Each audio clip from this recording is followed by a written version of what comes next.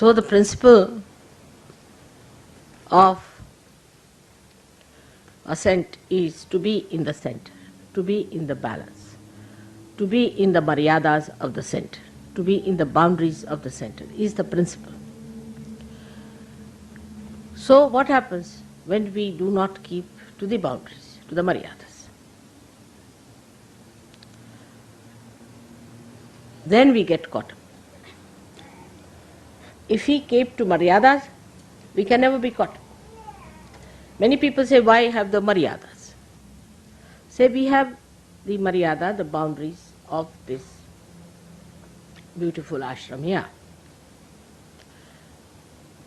And somebody is attacking you from all the sides, on all the sides of the void. So if you go out of the void, you get caught up. That's why you have to keep to the boundaries. And to keep to the boundaries is difficult when you have two problems. One is the ego, another is the superego. Now, as in the West, superego is not such a problem. Ego is the problem, and it has very, very subtle implications now. I can see the complicated style of egos we have. One is a gross, like Khomeini style, which is dry, it's obvious, evident, everybody can condemn. That one is the one, either one corrects or gets completely destroyed.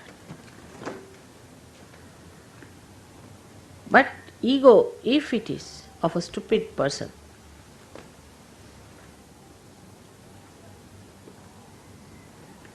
then he behaves in this manner only, that he doesn't know how to hide his ego in sophistication. But the Western ego is extremely sophisticated. The language, everything is very sophisticated. Like in English language, we'll say, I'm afraid I have to slap you.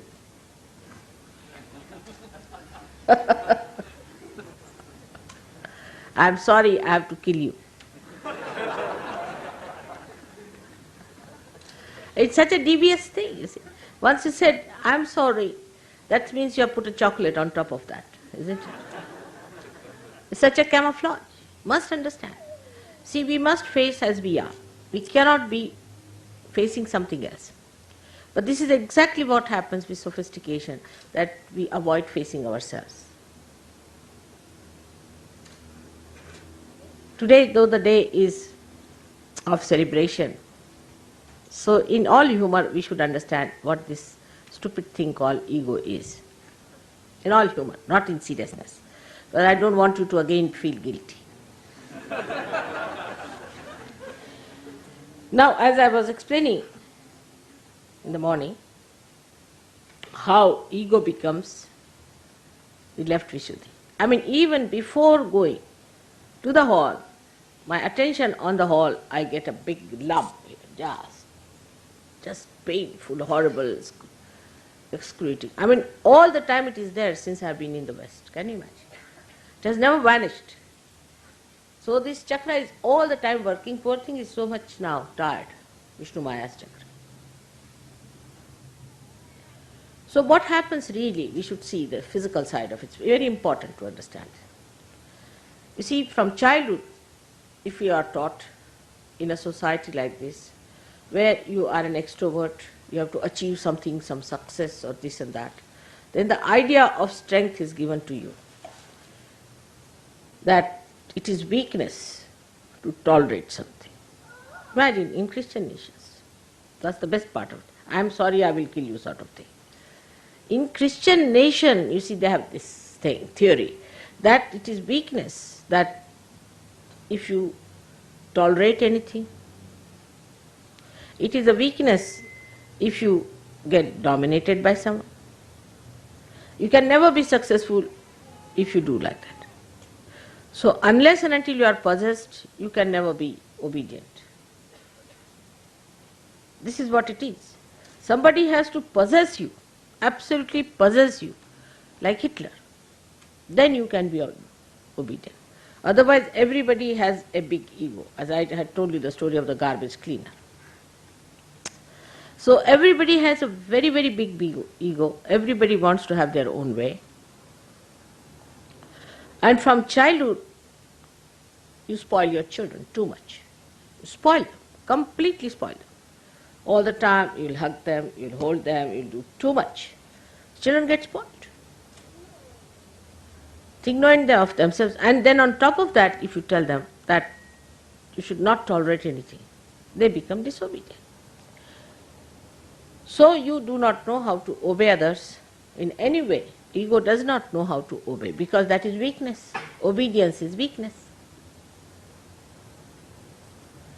So now, this poor thing, ego, has a limited thing. That is, this ego has a balloon which is limited. But it bursts when you get your paralysis and all those things. It does burst. But it is flexible also. So when the ego starts getting too much on top of the superego, then the superego can go up to a point. It is also there.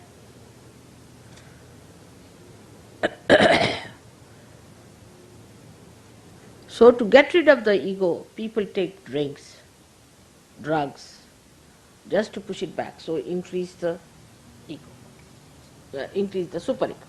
So the ego comes down. So you are playing between, then you have a hangover. Then it goes on like this, you see, works on. This is the modern solution they find for ego. All right. Otherwise, ego is too much. So when somebody says something to you, instead of facing up to it, supposing you find you have not been able to say, find a glass for me, a simple thing like take a glass. You sulk. Why? Why should you sulk for that? Because there's another place where the ego can go is when you come round. You see, here it crosses at Vishuddhi. So when it is suppressed from the other side, it goes into that Vishuddhi. So then you get the left Vishuddhi. It is nothing but pure ego, believe me, it's pure ego. Because it has no other way to get in, it goes there.